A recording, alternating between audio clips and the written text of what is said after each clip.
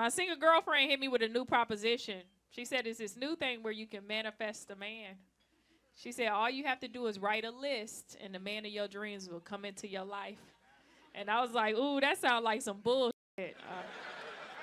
How many people here feel like they're here with the person of their dreams? Clap it up.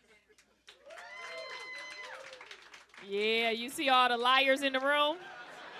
And I love your excitement. You was like, woo! And he was like, fuck no. You couldn't even take your hand off your dick for 2 minutes, yo. Like, give that woman some claps. It's crazy. I don't have nothing to lose, so I was like, yo, what do we have to do? Because, you know, you got to try everything once. And she was like, first you have to write a list of what you want in a man. And I was like, that's easy because it's very vain. We all know what we want. I want a man that's tall, dark, handsome, with muscles and a good hairline. And she was like, ooh, you're in your 30s. That's asking for a lot. She was like, he's out here, but he's not looking for you. I was like, what? I thought this list was magical. What about Connor? It's crazy. I was like, what do we have to do next? She said, next you have to write a list of what you need in a man. And when I think about married couples, like, what do you need from another human? Like, that's how I wrote my list. And I need a man that's loving, caring, supportive, financially stable, and a family man. And she was like, wow, that's a great list. But, you know, this man doesn't look like the first man you described. It's hard for some of you ladies to laugh because you're sitting next to the man you need and not the man you want. It's tough out here, you know what I mean? But I was like, your list is stupid. Why would we write 2 lists? So I ripped it up. I wrote one long list, and like magic, I ended up seeing this guy. He was everything that I wanted, but he was in the distance, so he didn't see me. So I was like, yo, I got to shoot my shot. You know what I mean? You know what shoot your shot mean? Yeah, what does it mean? You got to go up to the person and approach him. You look like you don't know like that. That's what I was asking. Look at your partner like, yeah, he doesn't.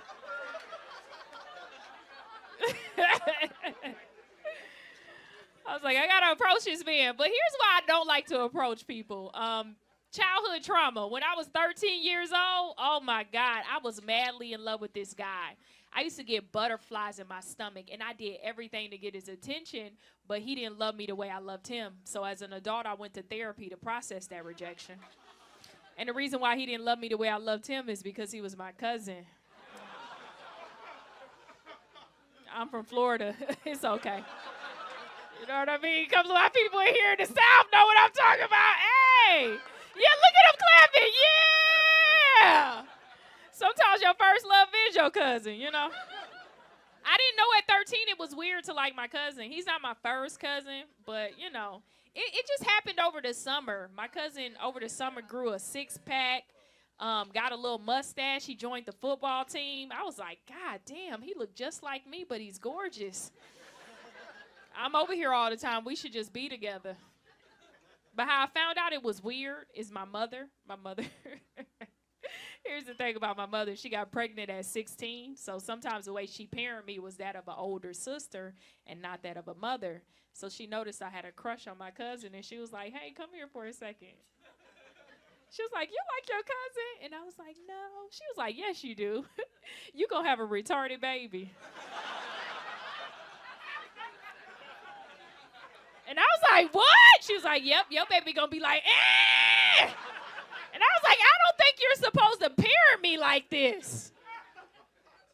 And it takes a while to fall out of love. It's a process. I'm still playing with my cousin, and every time she would see us playing in the distance, she'd be like, psst, hey, psst, hey. Keep playing. You guys have fun. Yo, when I was younger, my mother was my first bully. I used to pray for a mother in her 40s. You hear me?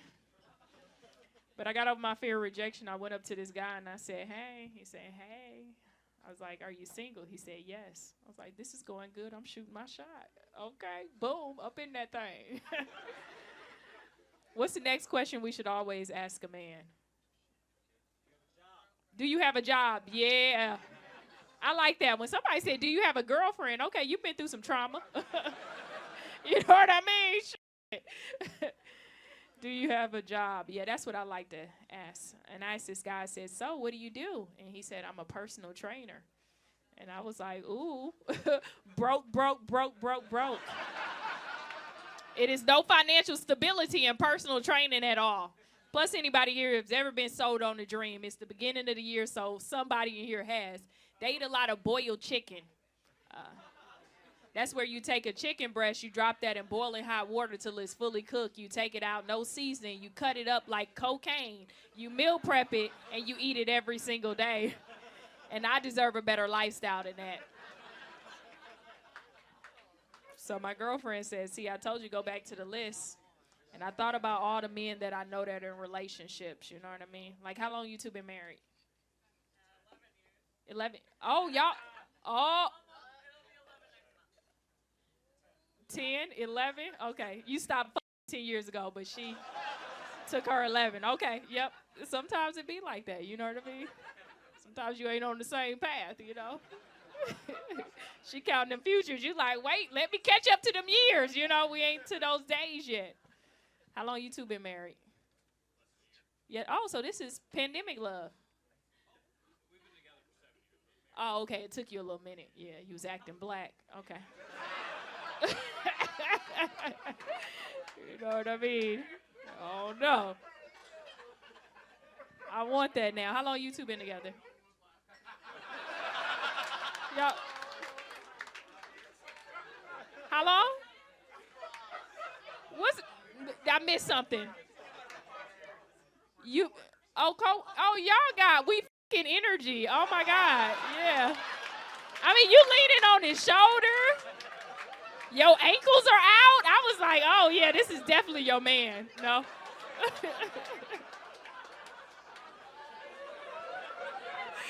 Hey, you might want to let your wife know, you know.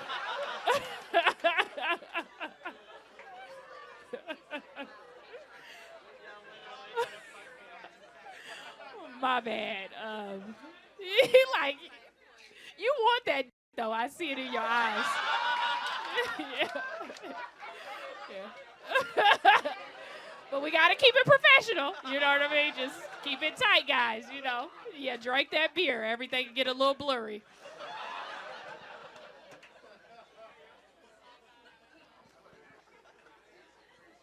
But I want that now, ladies. I want me a little husband. You know what I mean? I want that. Getting sick of dating. And I realized in order for me to have a husband that my lifestyle requires a man with body fat. So now I look at life different. Every time I see a woman with a man with a little stomach, I'm like, ooh, you got a good job. I get turned on by dad bods now. That's why I thought you was so turned on. This is the perfect body right here, sir. You have the ultimate perfect body. Yeah, because every time I see your body, I know he eat, I eat, we eat.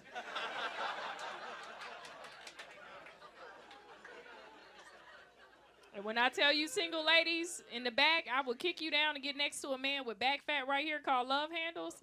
I have this thing, I get so turned on by love handles. Every time I see a love handle, I like to walk up to it and slap it like it's a fat ass. Like, hey, daddy. Then you got to finger the love handle because sometimes they're a little tough. You know what I mean? Get up in there. Because every time I see love handles, I'm like, oh, he owns property. That's a house body. You own a house, don't you, sir? Yep. How you know how many houses he owns, sir? That ain't a part of the employee handbook. All right, thank you very much. I'm Daphnique Springs, everyone. My uncle passed from COVID. Yeah, he died in November 2019. You called me? No, I ain't call you. He ready, too. Yeah, my uncle died from COVID in 2019. And I know November 2019 seemed weird, but the world shut down March 2020. But people had already been catching it. It just became a real pandemic around that time where they had to shut things down. And here's the thing about my uncle. He spent 35 years of his life in prison. So his death taught me a lot about how the prison system handles the death of inmates. So my grandmother called me up one day, and she said, hey, baby, your uncle passed away. We don't really know why, but he had respiratory problems, just dropped dead. He seemed fine when I talked to him a week ago. And she was like, we all need to get together and help with the funeral costs. And anybody here knows anything about inmates, you can't get life insurance on inmates, so everything is out of pocket. So I said, okay, Grandma, what are the options? She said, well, the first option is they'll ship you the body for $2,000. That's just starting costs. And I said, okay, Grandma. She said, but we all going to get together as a family and try to cover everything. I said, okay, cool. How much y'all got so far? She said $60, so we really dependent on you. I said, $60, Grandma. I said, well, let me see, because when people try to put weight on me, let me come up with some more options. So I said, Grandma, just see if you can go down to the jail and pick up the dead body and throw it in the back seat of the car. And make sure you double seatbelt strap it in, because lifeless bodies tend to be loose, and I don't want it to knock your wig off. And my grandma, you know, when she started to shake, she started to lean. Baby, I don't feel comfortable being in the car with a dead body. I said, Grandma, you gonna be in the church with the dead body? What's the difference? She was like, it just don't feel right. I said, well, $60 don't feel right either. What's the next option? She said, for $700, they'll cremate the body and send you the ashes. I said, all right, Grandma, that's a great option. You'll be able to have them with you. She was like, baby, you know, I feel like he deserves a going away home party. I want to throw him a funeral because he spent 35 years of his life in prison. He ended up getting a degree and stuff like that. And I was like, well, Grandma, they all do that. He had 35 years to get a 4-year degree. That is not extraordinary at all. But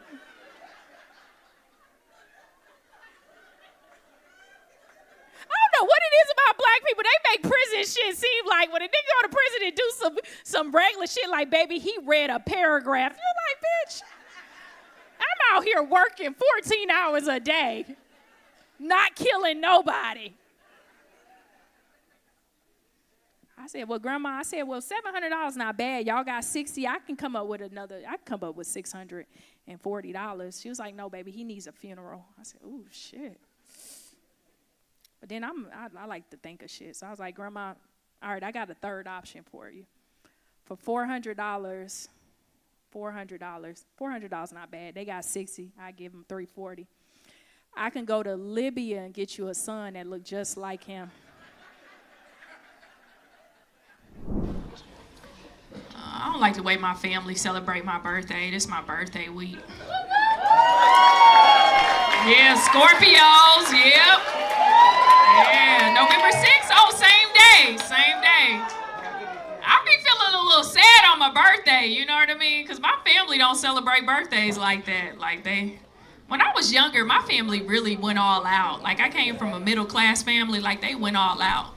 Last good birthday I had was 16. For my 16th birthday, my family got me a 1996 purple Jeep Grand Cherokee.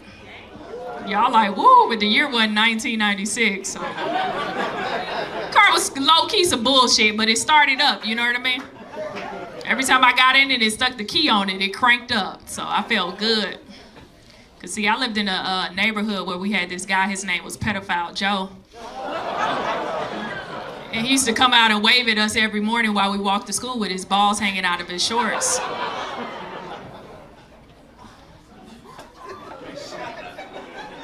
I didn't get touched by him, but the nigga was just creepy, you know what I mean? So it felt good to get in my car and crank up and zoom past his ass. As soon as I got that car, first day out, he was running still behind the car with his... He didn't catch me, though.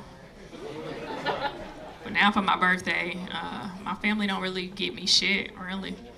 For my birthday, my grandmother, she got me a hanger. You put it in the closet, you put 5 pairs of jeans on it. And my grandmother, she loved to try to, like, get your approval for some shit by shaking. And I shake right back with her ass like, My mother, every year for my birthday, she give me a $50 gift certificate to Victoria's Secret. Never $1 more, never $1 less. She was like, every year you need to make sure you get you some new underwear. And I was like, you think I wait a whole year to get some new underwear? I was like, bitch, you right. I know it's coming. You know what I mean? Why spend my money? My dad, for my birthday this year, he called me up. He was like, hey, baby, I got you something for your birthday. Check your text message. And I looked at my text message, and it was a photo of a 3-month-old baby girl. And I was like, wow, whose baby is this? He was like, it's your baby. The family got together, and we sick of waiting on you having kids. So we figured we'd just get you a baby for your birthday. And I was like, damn, where'd you get this baby from? Did you steal it? Did you adopt it? He was like, no, it's your cousin. She has 8 kids, so we figured you could just have one. And I looked at this beautiful 3-month-old baby girl, and I was like, damn, this okay. This baby kind of favored me. It's my first cousin's baby. This is a good little deal. So I was like, yeah. My dad, he the type of person, he want to answer right on the spot. He was like, do you want the baby? Yes or no? I was like, Dad, I don't make decisions like that. He's like, you want the baby? I was like, well, let me go meet the baby, see if I connect with the baby first. So I went down to Atlanta to visit the baby. And when I walked into my cousin's house, she handed me this 3-month-old beautiful baby girl. But what she didn't tell me is that the baby had a little breathing machine attached to the face. So, yeah, I know. I held the baby for about 30 seconds, and I gave it back to her. And I was like, hey, I don't want this sick-ass baby.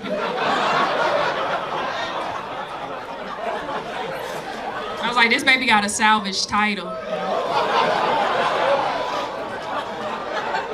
A lot of water damage. The baby was a lemon, you know.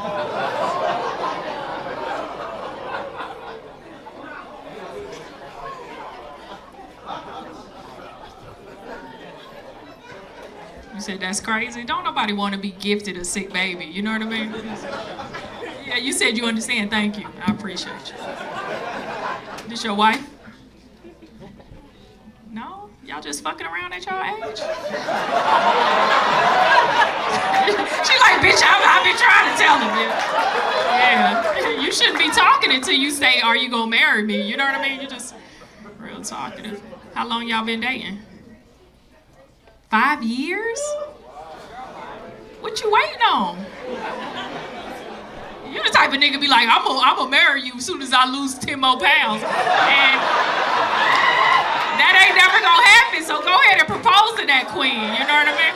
That's how niggas always put stipulations on marriage, you know what I mean? As soon as I make $10 more at my job, I'm gonna marry you. Nigga, that job don't even get promotions. Stop playing with me.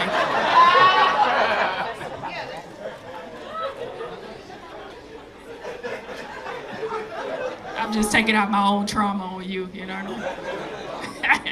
All right, y'all, I'm Daphnique. Thank you very much. During the pandemic, I realized I'm turning into my mother every single day. Yo, you at that age now where you just look at your parents like, yo, I'm becoming you. I used to look at my mama as a child like, oh, I will never be you! Never! What did you say? Never. Now I just wake up in the middle of the night like, who the hell left all these damn lights on? And I live by myself. I left those damn lights on. I still don't listen. It's crazy because I'm morphing into my mother. Ugh, I'm starting to see my mannerisms mimic hers, and it's scary. Ugh. Here's the thing that bothers me the most about my mother. She loves to watch the news. She's one of them avid news watchers. I don't know what it is, but as soon as you turn 45, you just in the news every day. My mother just called and she watched the news every day just looking for fear. Did you hear about the white man storming the Capitol? I said, Ma, he's at the show. I know.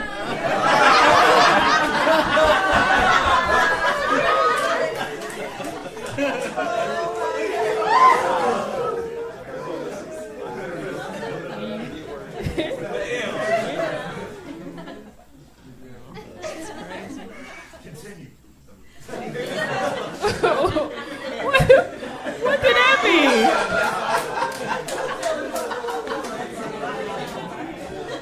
Where are you from? Don't say nothing. He can't say too much with that tight ass sweater on. I see your nipples from here. What's up? Where are you from? Huh?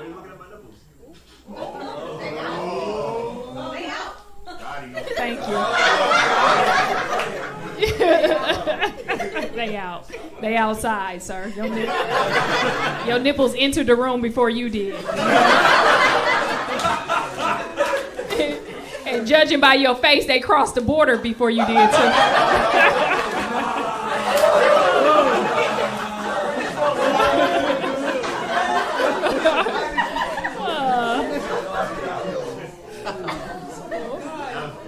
You didn't have to do your racist work, white people. I got your back. I'm just teasing. I'm just joking. I know y'all just got out of jail. You just got out of jail. It's okay. This is a comedy show. I know. Sometimes when you get free, you don't know how to act. You're free now. You don't have to be so aggressive. It's a joke. It's solely a joke. Yeah. It's crazy. It's just so aggressive. Y'all didn't expect all this, huh? It's crazy. I told my mother recently, I said, hey, Mom, I'm going to Vegas. And she was watching the news. She was like, ooh, be careful, you're going to get drugged. And I was like, that's your response to me having a great time? And she was like, yep. I seen it on the news. They're drugging everybody. I was like, everybody, that's statistically impossible, because if it was everybody, I would have heard about it. It's crazy because I went to Vegas and got drugged. Yeah, that shit happened to me, man. Let me start from the beginning. So me and my homegirl, we went to the Encore Beach Club, and I saw all the cabanas in the back, and I was like, ooh, bitch, we need to be over there with the ballers. 'Cause whenever I go to a place, I like to spot the men that pay for shit, you know what I mean? I.e. daddy right there. I see you, sir. You know what I mean? That's your wife? I dance on her too. Like, hey. Love a good older man. Shoot, I just go up to that receding hairline and rub that forehead like this and watch all the money fall out the sky. I did that in front of my homegirl. She was like, oh my God, where did all this money come from? And I was like, I just rubbed the genie, bitch. So my homegirl was like, cabana section on 3. And she was like, no, you have to have a wristband. I hate those type of women. You have to have a wristband. I was like, these titties are the wristband. Let's go. Ladies know about them wristband titties. We made it past security too. Like, I'm that type of woman where I feel good when my body gets me an advantage. Like, if this can give me free food and drinks, I feel accomplished for the night. They don't want us to feel like that, ladies. Natural born women. I go home at night and I put lotion on my hands and I rub it on my breast and I'm like, you bitches did it today. We got everything for free.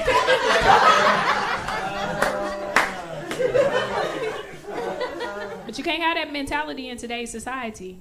It angers other people. Me feeling like that about my own body angers one group in particular, feminists. And I don't know if you know feminists, but they always voice their opinion when no one asks. I get trolled by them. I ignore you on first troll, second troll, I ignore you. Third time, I'm like, bring it. I had this feminist tell me, she was like, yo, Daphnique, you shouldn't use your body for an advantage. You should use your brains. And I was like, shut your flat-chested ass up, little boy. Because a bitch with an A-cup won't tell me how to live my life. I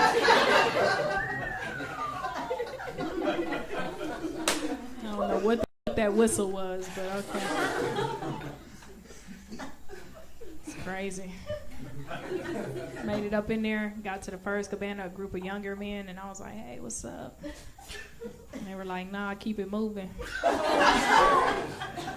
I know, I like men like young, like 27 through 30, yeah. I like them with muscles and a lack of ambition. Yeah. Like, I love a man that plays video games all day. So I know where the fuck he's at. I don't like to wonder. Y'all like, were you in the living room all day? I'm like, yeah, stay here.